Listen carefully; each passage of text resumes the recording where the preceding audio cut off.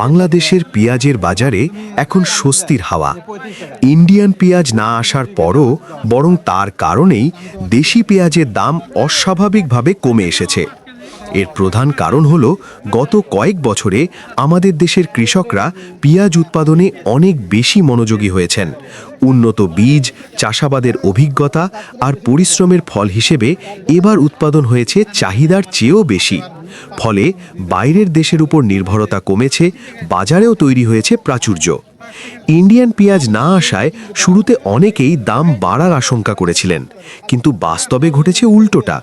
দেশি পেঁয়াজের সরবরাহ এতটাই ভালো যে মধ্যস্বত্বভোগীদের কারসাজির সুযোগ কমে গেছে।